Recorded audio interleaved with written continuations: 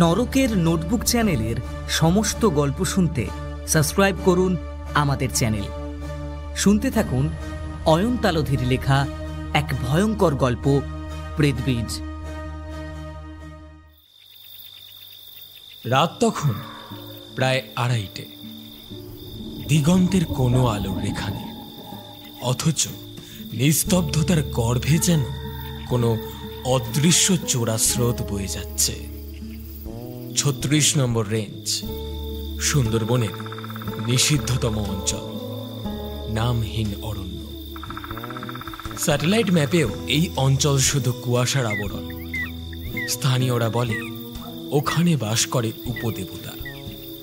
তার নাম নেই, রূপ নেই, শুধু আছে মৃত্যুর গন্ধ। তন্ময় চক্রবর্তী পেশাদার এক্সপেডিশন ফিল্ম মেকার। অভিযানের নেশায় সে বারবার মৃত্যুকে ছুঁয়ে এসেছে, কিন্তু এবার তার টার্গেট এই অরণ্যের অভিশপ্ত গল্প। সঙ্গে 5 জনের দল। তারা জানতো কিছু একটা আছে, কিন্তু কি তা কেউ জানে না। অরণ্যে প্রবেশের আগে কৌশিক সাবধান করেছিল, এই বনে ঢুকলে সূর্য ডোবে না, রাত থেমে যাবে, আর মাঝে মাঝে গাছের ফাঁক থেকে রক্ত চোখ জ্বলবে। তাকালে হারিয়ে যাবে, ভুলেও তাকাস না। কিন্তু কৌতূহল থামায় না কাউকে। তারা এগোতে থাকল। 3 কিলোমিটার পেরোতেই শুরু হলো পচা মাংসের গন্ধ। গাছে গাছে ঝুলছে চামড়াহীন পশুর মৃতদেহ। বাতাসে ভেসে এলো এক অদৃশ্য গুঞ্জন। ফিরে যা, ফিরে যা বলছি।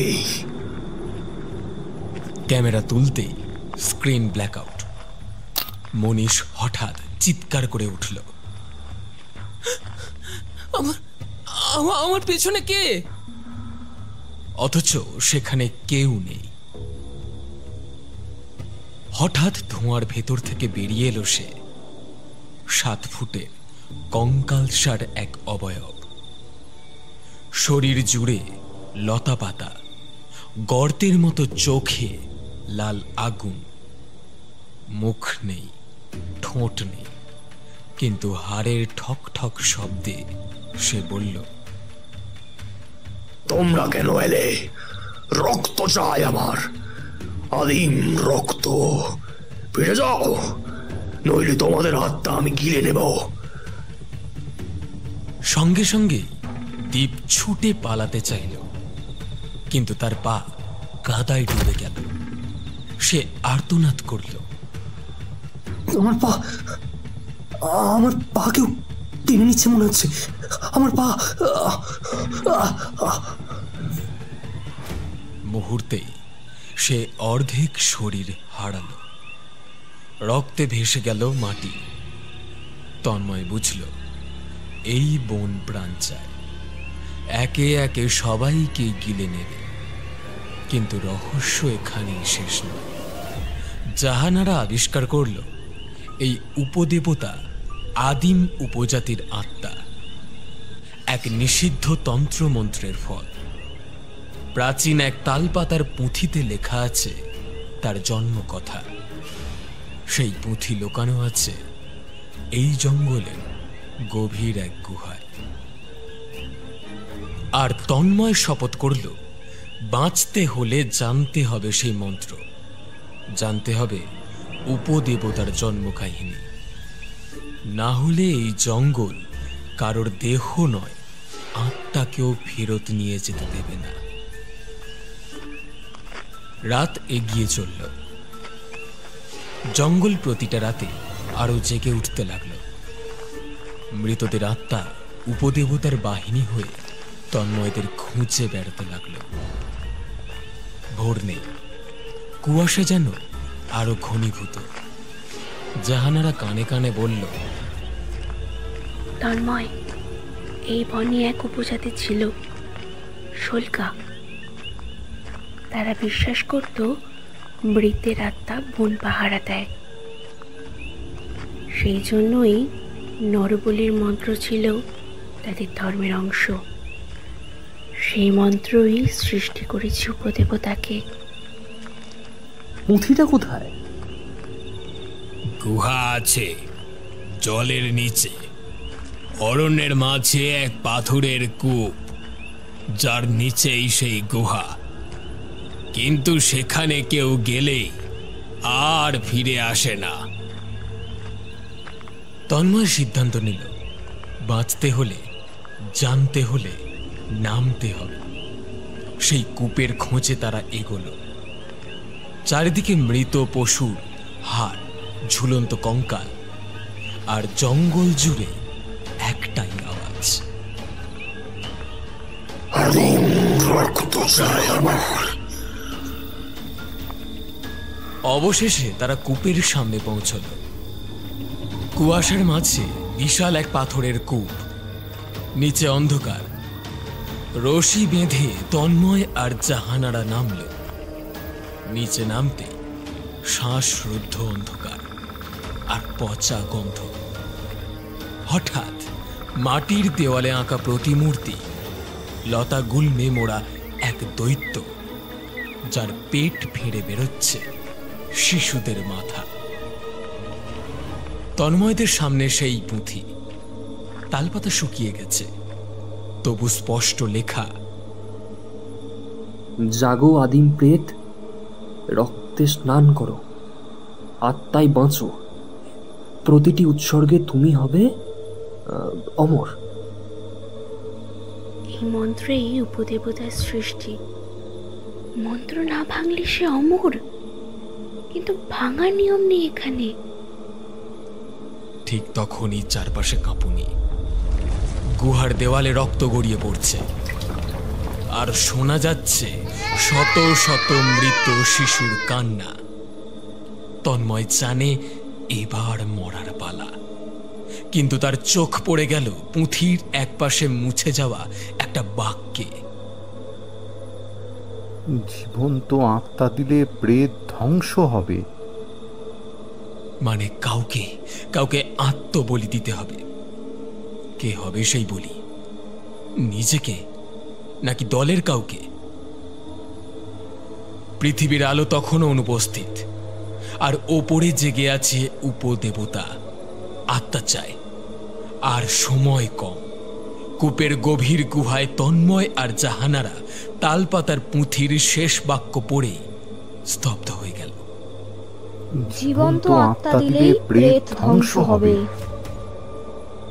কিন্তু সেই আত্মা দেবে কে? কার জীবন যাবে এই অভিশাপ ভাঙতে? ওপরে অপেক্ষা করছে কৌশিক, অরিন্দম আর মনীষ। হঠাৎ ওপর থেকে মনীষের আর্তনাদ শোনা গেল, ওই দেখো, ওই দেখো, সে এসেছে, সে এসেছে। তন্ময়রা ওপরে উঠে দেখে কুয়াশার ভেতর থেকে উপদেবতা ধীরে ধীরে এগিয়ে আসছে। আগুনের মতন লাল চোখ, কঙ্কালসার শরীর জুড়ে লতা গুল্ম। তার সামনে দাঁড়িয়ে কারোর সাহস নেই। নিঃশ্বাস বন্ধ করে দাঁড়িয়ে সবাই। উপদেবতার কণ্ঠ যেন গর্জে উঠল, আত্মা চাই, আত্মা। কৌশিক কাঁপতে কাঁপতে এগিয়ে গেল। হঠাৎই বলে উঠল, আমাকে আমাকে নাও, আমি দিতে পারি। সবার চোখ ছানা পড়া। কৌশিক কি আত্মবলিতে রাজি? কিন্তু তার মুখে অদ্ভুত নিষ্ঠুর হাসি। তন্ময় থমকে গিয়ে বুঝতে পারল কৌশিক কিছু লুকোচ্ছে। তুই জানিস তুই কি বলছিস? আমি অনেক আগেই বিক্রি হয়ে গেছি। আমি উপজাতিদের সাথে ছিলাম। এই উপদেবতার মন্ত্রের সেবক আমি। তোরা এলি, আমি খবর দিলাম। কথা শেষ হতেই উপদেবতা তার কঙ্কালসার হাত বাড়িয়ে কৌশিকের বুক চিরে হৃৎপিণ্ড ছিঁড়ে নিল।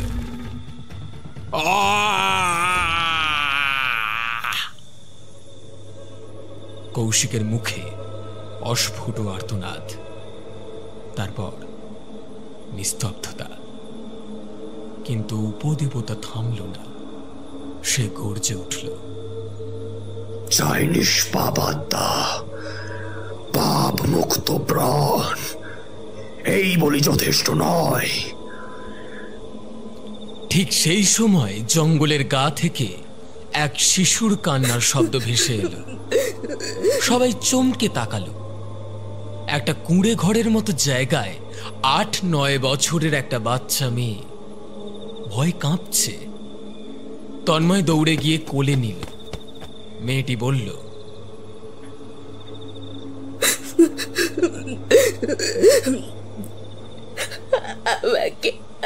আমাকে ওরা বলি দিতে চায়। ওরা এসে বলে আমি অভিশপ্ত। পেছন থেকে ভয়ঙ্কর কণ্ঠ, এই শিশুর রক্তেই উপদেবতা শেষ হবে, ওর রক্ত চাই। কয়েকজন মুখোশধারী উপজাতি বেরিয়ে এলো। তারা জানালো শিশুটির জন্মের সময় তন্ত্রমন্ত্রে অভিশাপে পড়েছিল। এই শিশু হল রক্তের চাবিকাঠি। ওকে বলি দিলেই উপদেবতা ধ্বংস হবে। কিন্তু সে নিঃসন্দেহে নিষ্পাপ প্রাণ। তন্ময়ের মন তীব্র দ্বন্দ্বে, হত্যা নাকি অভিশাপ ভাঙা। মানুষের রক্ত নয়, যদি ভালোবাসা দিয়ে রক্ষা করি, পাপহীন সত্তা রক্ষা করি, উপদেবতা দুর্বল হবে, কারণ সে পাপ খায়। উপদেবতা সামনে এলো। দাও, আত্মা দাও আমায়।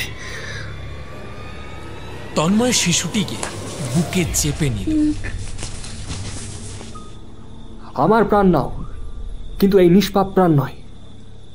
তখনই তালপাতার পুঁথি থেকে আলো বেরিয়ে এলো। পুঁথির পাতায় ফুটে উঠল এক রহস্যময় নারীর মুখ। সে এক প্রাচীন দেবী। তার কণ্ঠস্বর ভেসে এলো। সত্যিকারের আত্মত্যাগ, অপরের জন্য নিজের জীবন। পাপের বিরুদ্ধে এই ভালোবাসাই অভিশাপ ভাঙতে পারে। সব শেষ হবে, সব।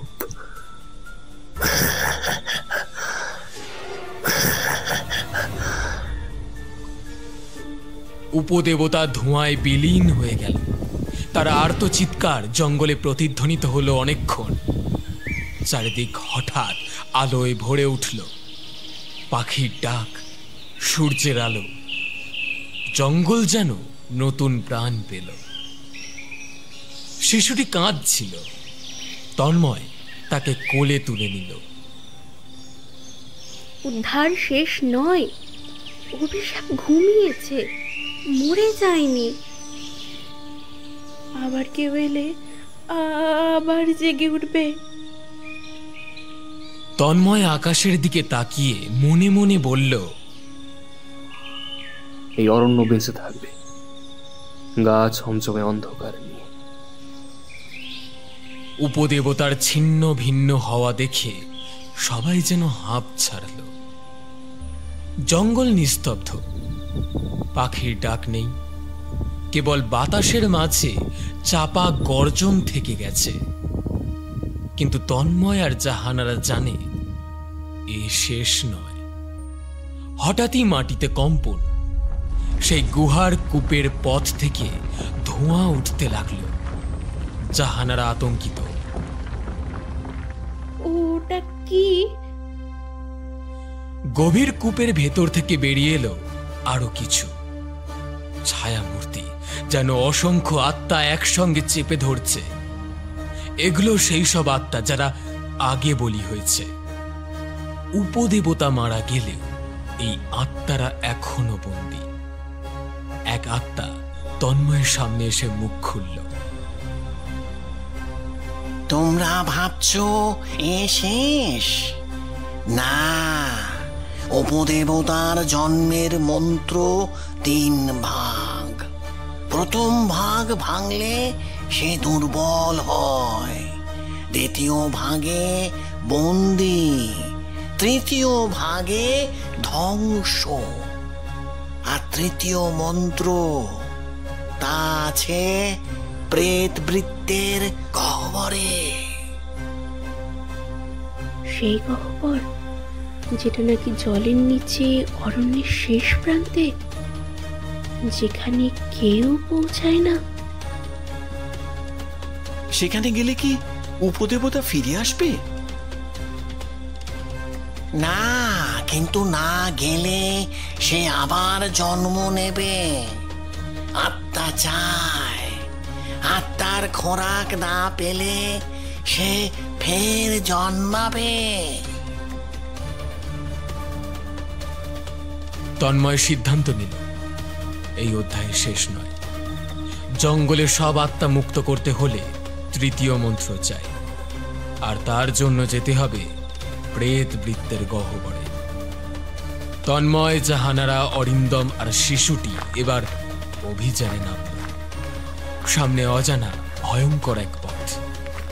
জঙ্গলের প্রতিটি গাছ, প্রতিটি ছায়া যেন ফিস ফিস করে বলছে,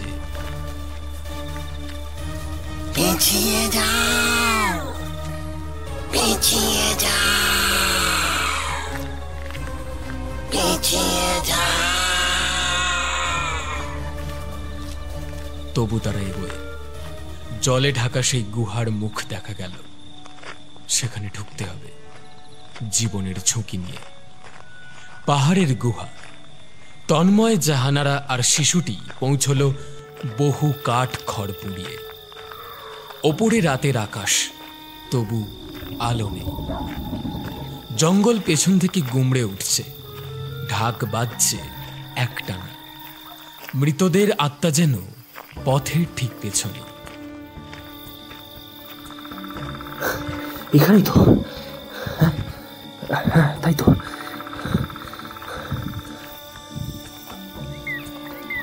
হ্যাঁ, এখানে এই গুহার গভীরে দেবীর চক্ষুদার মূর্তি।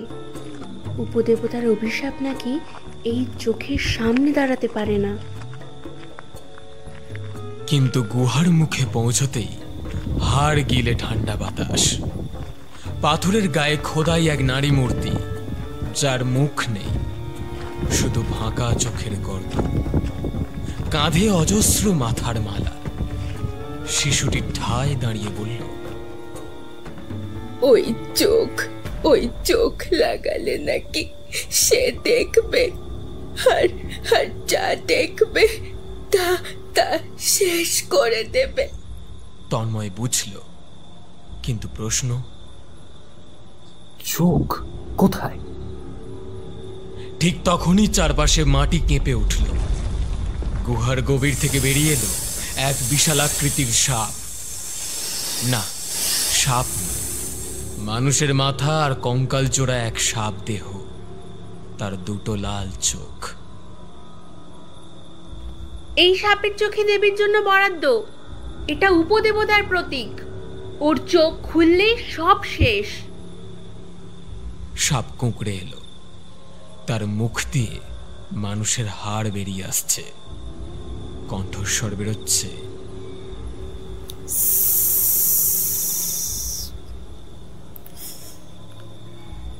চোখ চাস? তবে আগে বলি দে।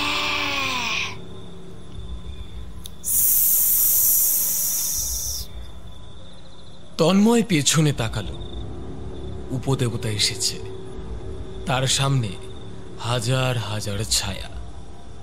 তন্ময় বুঝল, পেছনে অভিশপ্ত দেবতা, সামনে এই সাপ মানব। তাদের মাঝে দাঁড়িয়ে সে, জাহানারা আর শিশুটি। তন্ময় সিদ্ধান্ত নিল, রক্ত ছাড়া কোনো উপায় নেই। সে নিজের ছুরি বের করে নিজের হাত কেটে দিল।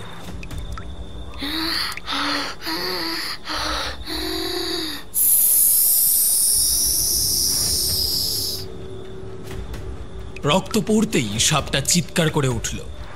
তার দুই চোখ যেন জ্বলে উঠল আগুনে।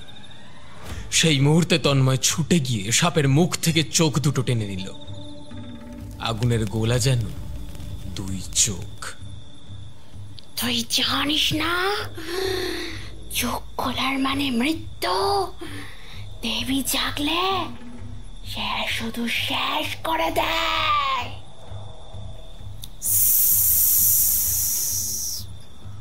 তন্ময় আর অপেক্ষা করল না, ছুটে গিয়ে দেবী মূর্তির ফাঁকা চোখের গর্তে সেই আগুনের চোখ ঢুকিয়ে দিল। মুহূর্তে কেঁপে উঠল গুহা।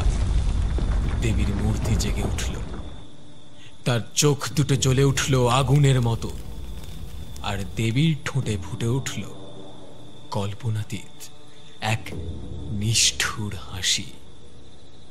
কারো রক্তের অপেক্ষা ছিল আমার, তুমি দিয়েছ। এবার শুরু হোক চক্ষুদান।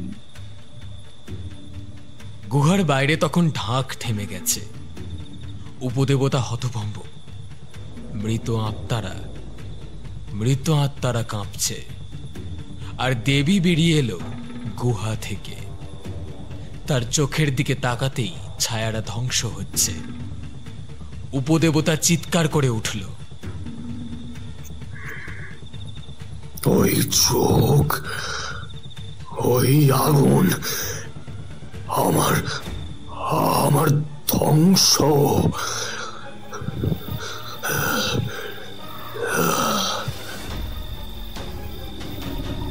তন্ময়, জাহানারা, শিশুটি চুপ। সামনে এখন দুই প্রাচীন শক্তির লড়াই। উপদেবতা বন, রক্ত আর পাপের প্রতীক।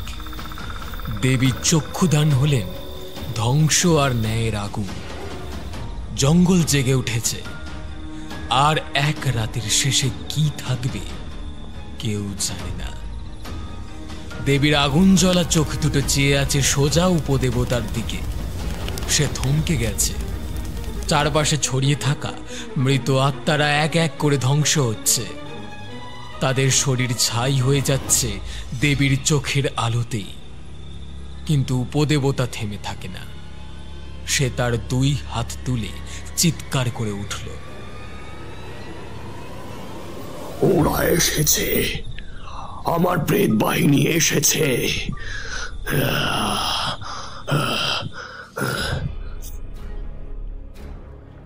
আকাশের দিকে তাকাতেই দেখা গেল অন্ধকার ছিঁড়ে নামছে অগণিত ডানাওয়ালা ছায়া। ওরা সব আত্মা নয়, মানুষও নয়, রক্তাক্ত পাখির মতো। তাদের ডানা ছেঁড়া, মুখের জিভ লম্বা, আর প্রতিটার চোখ লাল। ওরা উপদেবতার প্রেত বাহিনী, রক্ত পিপাসু শকুন। তন্ময়, জাহানারা, শিশুটি গুহার পাশের দেওয়ালের আড়ালে। জাহানারা বলল, ওরা যখন নামে তখনই জঙ্গলে রক্তের উৎসব হয়।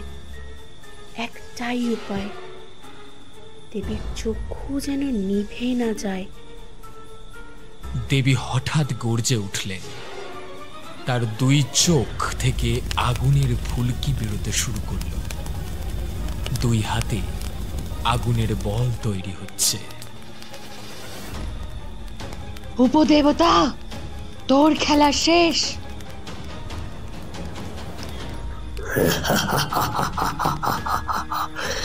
তুই পাপ নস, তুই ধ্বংস। আমার পাপের উৎসব চলবে চিরকাল।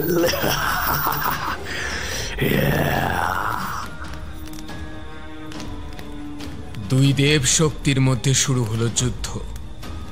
দেবী আগুন ছুড়ছে, উপদেবতা ছুড়ছে ছায়া। আর সেই ছায়া ছুঁলেই গাছ শুকিয়ে যাচ্ছে, মাটি ফেটে যাচ্ছে, আকাশ কালো। মৃতরা আবার উঠছে, আর এই রক্ত পিপাসু শকুনেরা একে একে গুহার দিকে ছুটে আসছে। তন্ময় বুঝল সময় নেই। পুঁথি খুলে পড়তে লাগলো সেই শেষ মন্ত্র, চক্ষুদান দেবী, তব আলোয় ঘুঁচব পাপ, শুদ্ধ হোক আত্মা। ঠিক তখনই এক শকুন এসে তন্ময়ের উপর ঝাঁপিয়ে পড়ল। জাহানারা নিজে ছুরি দিয়ে সেটার পাখা কেটে ফেলল, কিন্তু তন্ময়ের হাতে রক্তাক্ত। সেই রক্ত গড়িয়ে পড়ল মাটিতে। মাটির ফাটল দিয়ে কি যেন উঠে একটা মস্ত ক্ষীণ শরীর। সেটা নড়ছে, কাঁধ থেকে ক্রমাগত রক্ত বেরোচ্ছে, তবু হাঁটছে। মাথাহীন প্রাণী সেই শরীর ঘুরিয়ে পুঁথির দিকে তাকালো।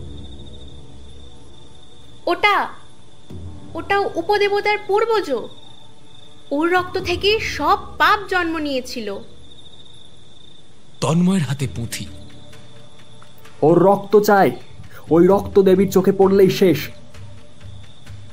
তন্ময় ছুটে গিয়ে ছুরি বসালো মস্ত ক্ষীণ দেহের বুকে। রক্ত ছুটল। তন্ময় সেই রক্ত দেবীর দিকে ছুঁড়ে দিল। রক্তের ফোঁটা দেবীর চোখে পড়তেই দুই চোখে জ্বলে উঠল আগুনের গোলার মতন। পাপের উৎসব আজ শেষ। উপদেবতা ছটফট করতে করতে ছায়ায় গলে যেতে লাগলো। শকুনেরা জ্বলতে জ্বলতে পড়ল।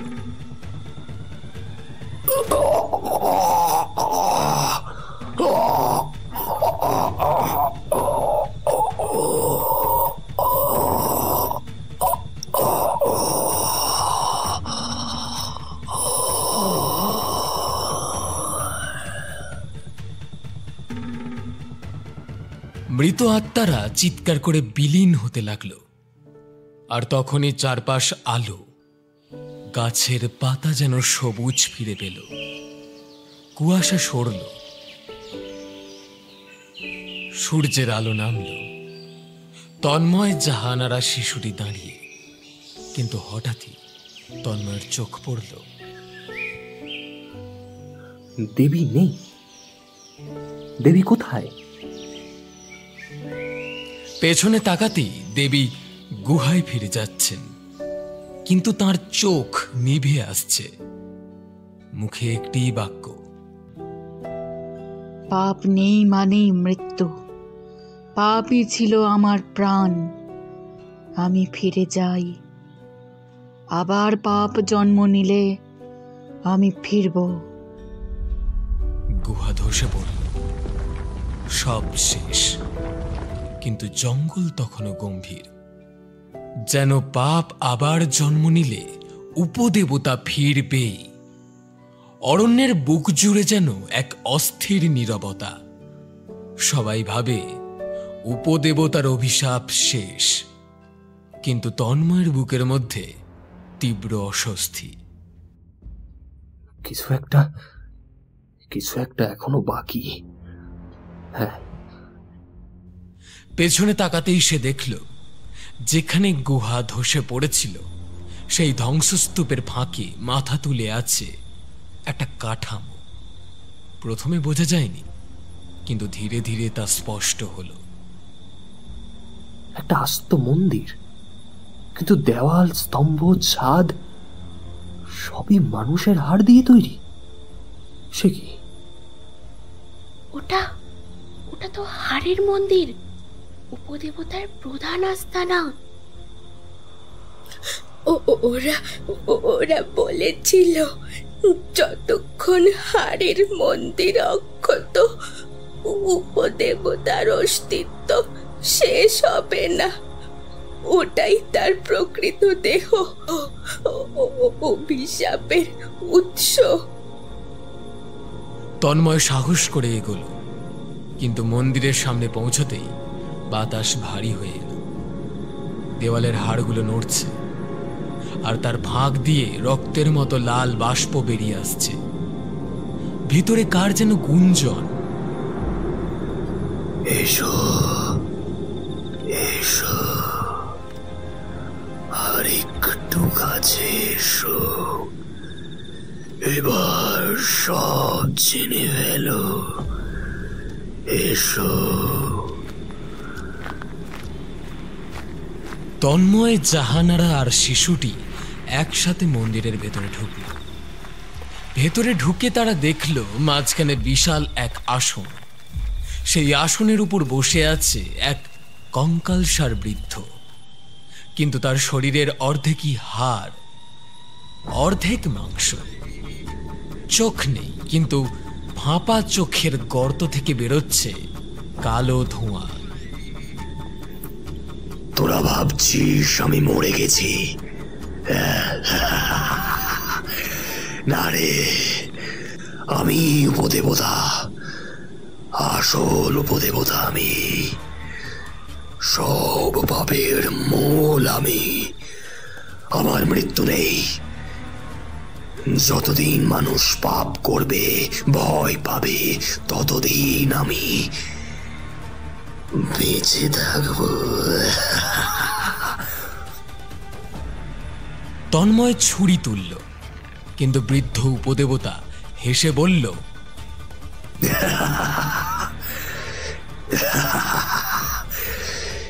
ছুরি চলবে না।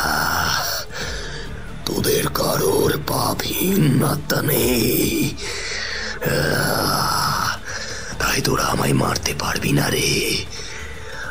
আর যে শিশুটিকে বাঁচাতে এসছিস, ওই আমার দেহের চাবিকাঠি। শিশুটি হঠাৎ চিৎকার করে উঠল। তার চোখে রক্ত জমছে, শরীর কাঁপছে। শিশুটি আর্তনাদ করে বলল,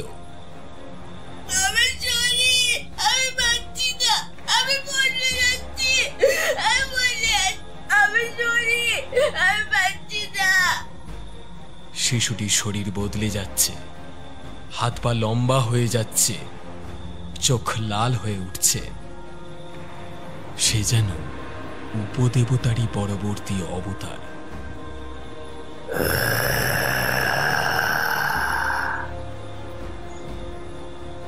ওই শিশুর দেহই আমার নতুন বাহন। ওই হাড়ের মন্দির ওর জন্যই বানানো। একবার সম্পূর্ণ রূপ নিলে আমি আবার ফিরব আমি।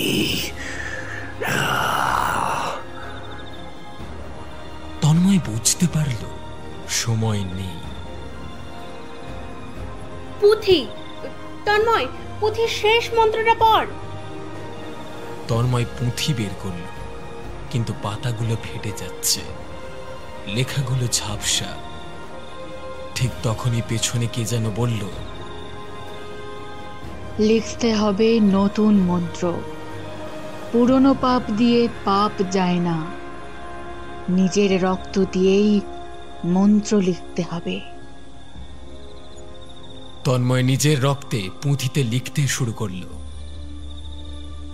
পাপের জন্ম রক্তে, পাপের মৃত্যু রক্তে। হাড় গলে যাক, শিশুর পবিত্রতা ফিরে আসুক। পড়া শেষ হতেই মন্দির কেঁপে উঠল, হাড়গুলো গলে জল হয়ে পড়তে লাগলো। শিশুটি ছিটকে পড়ল, আর তার দেহ ফের স্বাভাবিক হল। উপদেবতা আর্তনাদ করে বলল, তুই লিখলি তুই। এবার সব শেষ, সত্যি সব শেষ এবার।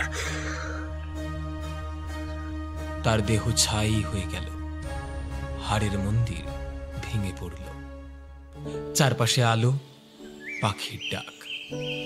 তন্ময় জাহানারা শিশুটি দাঁড়িয়ে, কিন্তু শিশুটি ফিস ফিস করে বলল, কিন্তু আমি জানি ও মরেনি, ও ঘুমিয়েছে। আবার কেউ পাপ করলে আবার ফিরে আসবে।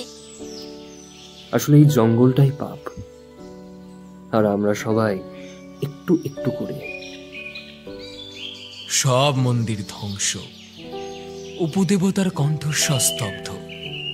তবুও জঙ্গলের নিস্তব্ধতায় এক অদ্ভুত শীতলতা। পাখি ডাকলেও কোথাও যেন কিছু জমাট। শিশুটির শরীর আবার শান্ত, চেহারা স্বাভাবিক, কিন্তু তার মুখের কোণে দুঃখের ছাপ। তন্ময় জিজ্ঞেস করল, তোর নাম কি? কে তুই? জানি না, এই জঙ্গলেই আমার জন্ম। মানুষরা বলতো আমি পাপের সন্তান, তাই ওরা আমায় বলি দিতে চেয়েছিল। তোর বাবা মা? কেউ নেই, আমি একাই বড় হয়েছি। মাঝে মাঝে অদ্ভুত কথা আমার কানে আসতো, যেন আমার ভেতরে কেউ কথা বলছে। আমি ঘুমিয়ে পড়লে সে আমার সারা শরীর দখল করে নিত। তন্ময় আঁতকে উঠল। উপদেবতা! ওরই ছায়া এতকাল শিশুটির শরীরের ভেতরে খাপটি মেরেছিল। আমি জানি ও পুরো মারা যায়নি, ও আমার শরীরে আবার ফিরে আসবে। যদি কেউ এই জঙ্গলে পাপ করে, তখন আবার।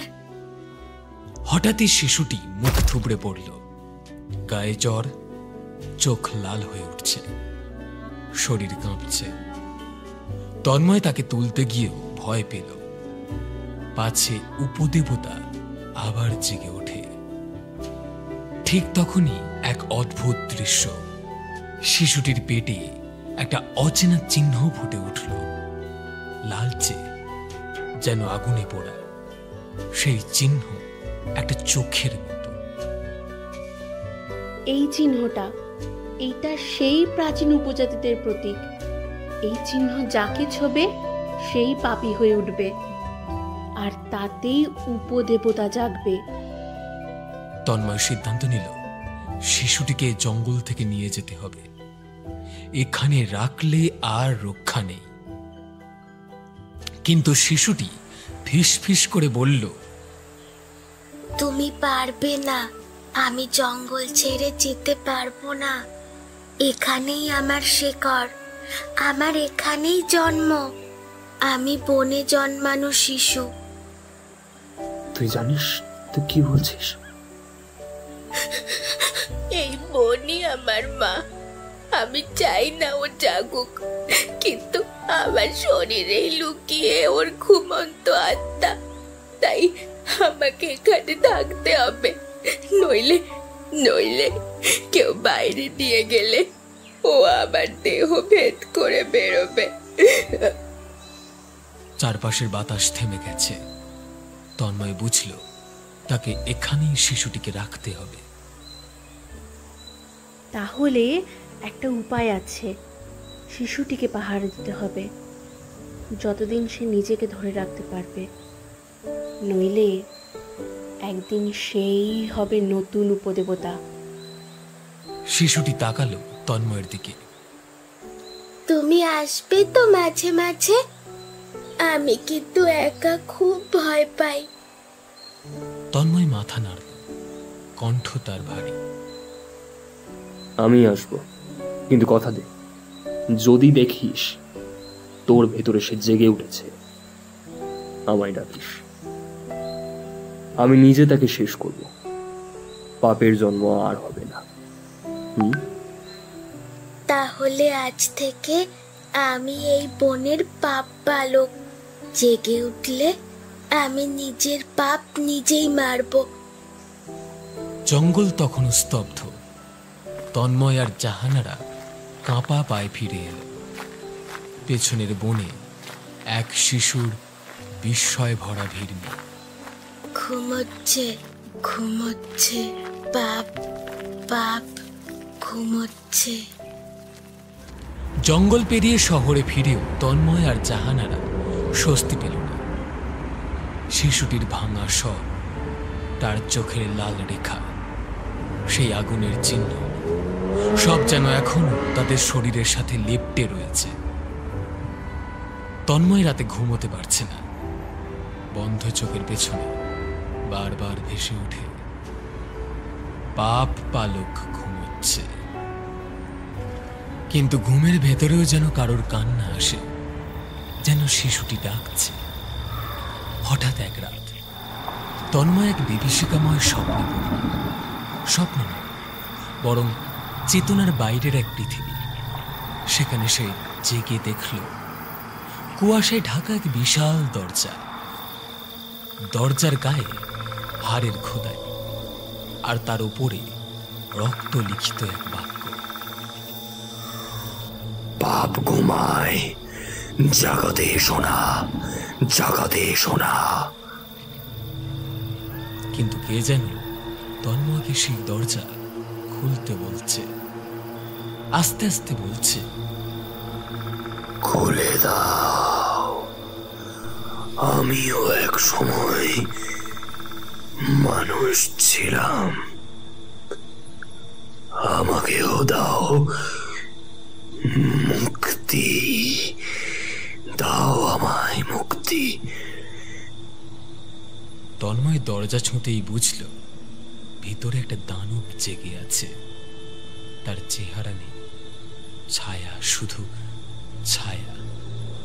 কিন্তু সে জানে এটাই উপদেবতার চেতনার বাইরের রূপ।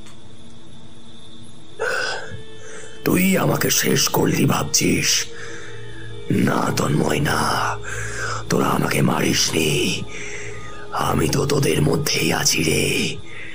তোদের ভয়, তোদের লোভ, তোদের হিংসে, এটাই আমার দেহ। এটাই আমার দেহ। তুই আমায় শেষ করতে পারবি না, কারণ তোর ভেতরেও আমি আছি। তন্ময়ের ধড়ফড়িয়ে ঘুম ভাঙল, শরীর ঘামে ভিজে গেছে। পাশে রাখা ফোনটা বেজে উঠল। তন্ময়, তুই স্বপ্ন দেখেছিস? ও ফিরে এসেছে। তন্ময় স্তব্ধ। মানে? বনের শিশুটি আজ রাত থেকে সে আবার বদলাচ্ছে। ওর শরীর আগুনের মতো গরম, চোখ লাল, আর ও বলছে ওরা দরজা খুলেছে। তন্ময়ের গলা শুকিয়ে এলো। কারা খুলেছে? জানি না। ও বলছে শহরের কিছু মানুষ যারা পাপ লালন করে তারা স্বপ্নে সেই দরজা খুলে দিয়েছে। ও জাগছে। তন্ময়ের কানে তখনও ঘুরছে সেই স্বপ্নের বাক্য। আমি তোদের মধ্যেই আছি রে। সে বুঝে গেল উপদেবতা মরেনি, সে তো মানুষের পাপের ছায়া। চেতনার বাইরেও সে থেকে গেছে, আর কেউ কেউ তাদের মন দিয়ে তাকে জাগিয়ে তুলছে। তন্ময়, ও ফিরে আসছে। হয় এবারই ওকে শেষ করতে হবে, নইলে আর কোনো দিনও পারবো না। তন্ময় আকাশের দিকে তাকালো। দূরে দেখা গেল কালো মেঘ, আর সেই মেঘের বুক ফুঁড়ে ভেসে এলো সেই ঢাকের শব্দ। তন্ময় আর জাহানারা ছুটে গেল ফের সেই জঙ্গলের দিকে। শিশুটি যে গুহায় ছিল সেখানে পৌঁছে দেখল চারপাশ আগের চেয়েও বেশি অন্ধকার। বাতাস ভারী, মৃত পাতা ছড়িয়ে। শিশুটি মাটিতে বসে কাঁপছে, তার দুই চোখ পুরো লাল, শরীরের চামড়া পুড়ে যাওয়ার মতো।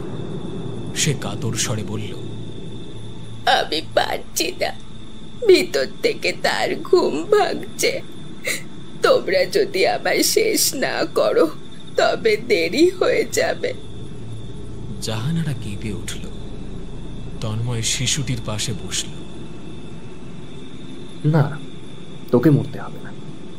কোনোভাবে তোর ভিতরে উপদেবতাকে এবার চিরতরে শেষ করবো আমি। শুধু আমার মৃত্যুতে হবে না। উপদেবতা বলেছিল তার দেহ শেষ হলেও সে থাকবে মানুষের পাপের ভিতর। একটাই উপায়, যে রক্ত থেকে আমি জন্মেছি সেই রক্তটা যদি শেষ করা যায় তবে তবে ও মরে যাবে। তন্ময় স্তব্ধ। মানে তোর আসল রক্তের উৎস কে? শিশুটি ইশারা করল জঙ্গলের আরো গভীরে। ওখানে ওখানে হাড়ের গাছ, সেখানেই আমার রক্তের উৎস। ওই গাছের শিকড় থেকে যে রক্তপাত হয়, ওটাই আমার জন্মের বীজ। ওই গাছই উপদেবতার আসল শিকড়। ওটা পুড়িয়ে দাও, তবেই আমার ভেতরের পাপ শেষ হবে। তন্ময় আর জাহানারা সেই দিকেই ছুটল। চারপাশে তখন ঢাকের শব্দ, মৃতের আত্মাদের আর্তনাদ। হঠাৎ ঝোপের মধ্যে থেকে বেরিয়ে এলো সেই পুরনো মুখোশধারী উপজাতিরা। তন্ময় ছুরি তুলল, কিন্তু এরা সবাই কঙ্কালসার, অর্ধেক মৃত। তারা বলে উঠল, ওই গাছ আমাদের দেবতা, ওকে মারলে আমরাও শেষ।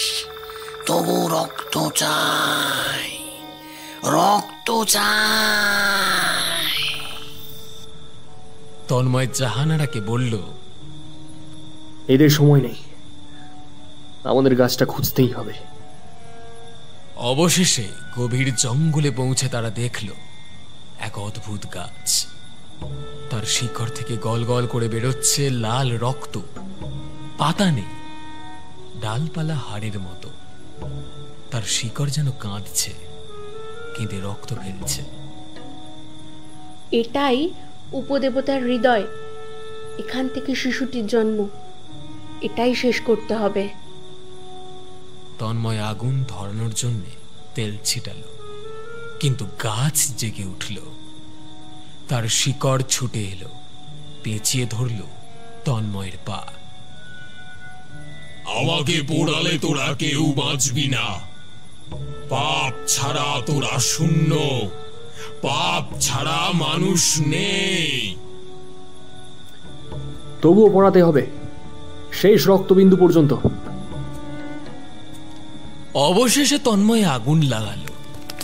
গাছের শিকড় ছটফট করতে করতে জ্বলতে লাগলো, রক্ত ফুটতে লাগলো।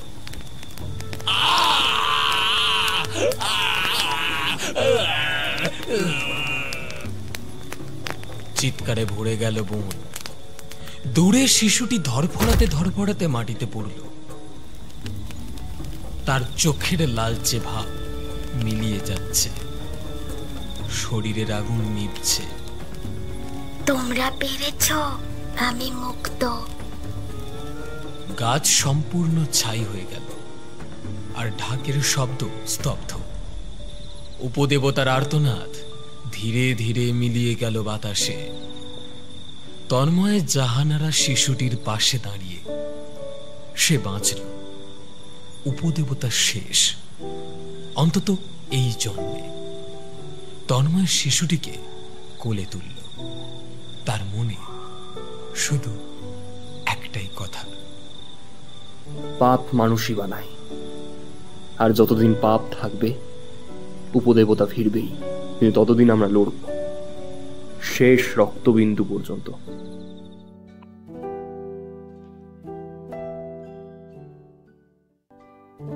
এতক্ষণ আপনারা শুনছিলেন অয়ন তালদির কাহিনী প্রেতবীজ, প্রেজেন্টেড বাই নরকের নোটবুক। গল্পের কথক সায়ন। বিভিন্ন চরিত্রে দেবাশিস, রাজ, প্রসন্না, তুষার, বর্ণালী, নিহারিকা এবং পিয়ালি।